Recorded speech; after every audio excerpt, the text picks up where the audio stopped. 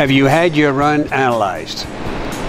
Now, if you're a serious runner, most likely you said yes. Or perhaps if you had an injury, you would say yes. Because this is where typically most people will be analyzed, see what was wrong and what was happening. But let's take a look at how your run was analyzed, and if it was really analyzed. First thing you want to look at, was it done on a treadmill or was it done on a track? If it was done on a treadmill, if you only run on a treadmill all the time, then that was great. But if you run on a track, or if you run on the sand, if you're down at the beach like we are here, or on the grass, wherever it might be, then you want to use that surface or run a track to see exactly how you run. Running on a treadmill and running on a track are not the same. You do the same thing, but in terms of what you see, things are different. Mainly because of the moving bed, it takes care of what we call a paw back, the bringing back of the leg. So on the treadmill, we don't really see this action. It kind of blends in.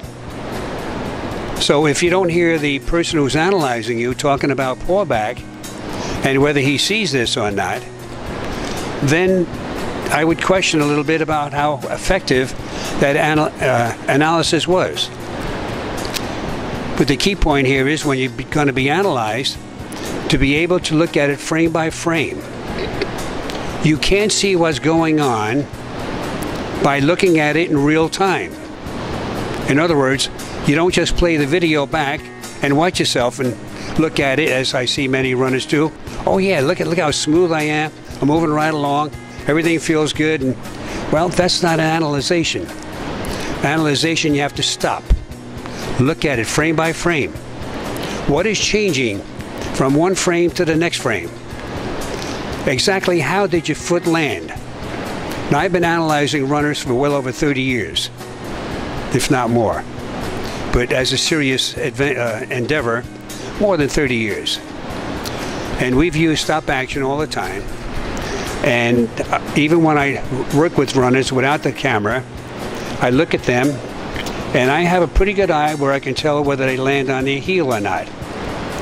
But there are many cases where they come very close to landing mid-foot, but yet it could still be on the heel. But his heel toe so quickly, the eye cannot even see it. Remember, your eye can only see about 10 frames per second. In other words, 10 pictures every second that it can take in. But a camera can take in about 30 pictures every second. So it can record much more than your eye could ever record. But more importantly, you can't just recall everything that the eye saw. You can only look at one thing with the eye. You can look at the ankle, you can look at the knee, or you can look at the whole body and just get a general impression. But then you're not going to be able to come up with specific details of exactly what happened in the hip joint, what happened in the knee joint, what happened in the ankle joint, how was your posture, where was your head, what were the arms doing. Look, all these factors I'm bringing in. You can't see all of these by eye. So especially when a coach says, just let me look at you and I'll see what you're doing wrong. No, that's not an analyzation. No one can see everything that you're doing. We can pick out some gross areas. If you're a heel hitter with the toes pointed up at a 45-degree angle, this becomes obvious. So anybody can see this. But we can't see the subtler points. We can't see how high the hand goes when you're driving it forward. We can't see how high the elbow goes in the back. We can't see how high the thigh comes up on that knee drive. We can't see whether there's full ankle joint plantar flexion or extension of the ankle or not. These all have to be on film. So that should be the #1 criterion. Are you looking at it on film, recorded of your running, frame by frame? And then, perhaps even more importantly, is the person who's analyzing you, does he have a good understanding of what should be involved? Now, I've seen some analyses of runners on YouTube and other places where I just shook my head. I couldn't believe what I was hearing.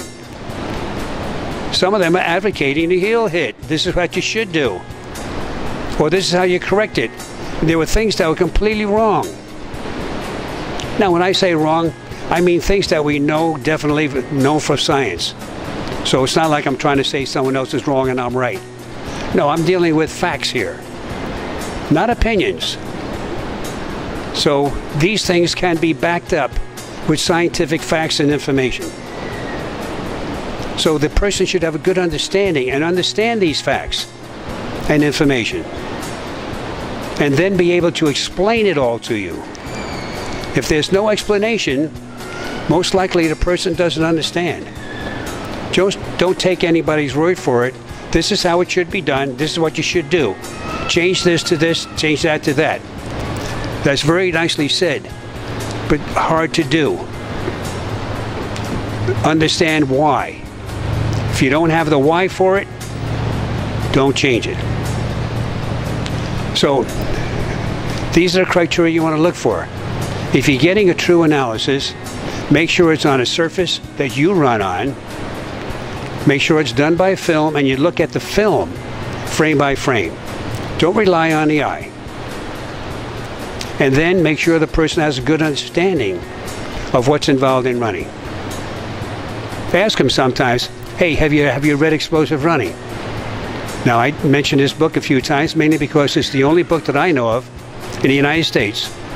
There are other books in Europe that are also excellent, have the same kind of technology and information involved to really understand exactly what's involved. We see the film analysis, and shut up, kid. Oh, he's out here. There. It was in here. I thought it was back there. I thought it was getting too distracting. So wherever we stop. Yeah, just stop there. As soon as that stops, let's pick it up again. I'm going to keep rolling. Let's keep it. We can meld them together. Yeah. Okay. I'll just summarize it again. Okay. So to kind of sum up a little bit, if you're getting a real analysis of your gait or running form, make sure it's on a surface on which you typically run, not on a treadmill. This is where typically most analyses are done. Remember, the treadmill doesn't show everything. It removes the key aspect of your running. That's the pour back. So you can't tell many times where you land, especially heel hitters. They can get by with so much on a treadmill, but they can't on flat ground. So get a good surface. Make sure the person that you're having analyze you has a good understanding of what's involved in running. He should have the information and be able to explain it to you. Don't just take his word. This is what you should do. This is how you should do it. This is what you should change. This all sounds good. But if they can't back it up and explain it, so it really makes sense to you, the person doesn't understand it.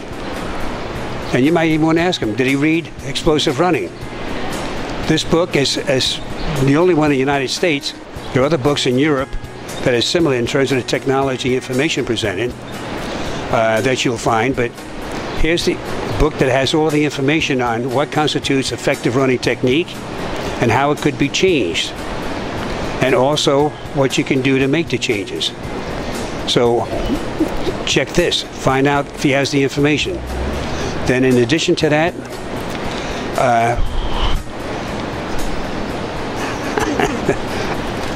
got distracted again, I'm sorry.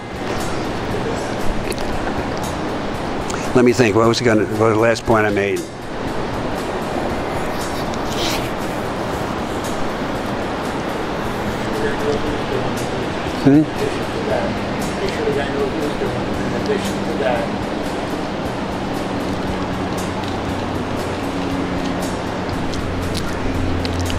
Yeah, in addition to the person who's doing the analysis being well educated and knowledgeable in the area, he should be able to impart this knowledge to you so that you too have an understanding. If you have a good understanding of what's involved, you can be a better runner. Just don't pick up what anybody says to think you're going to be much better. You can be better if you also understand.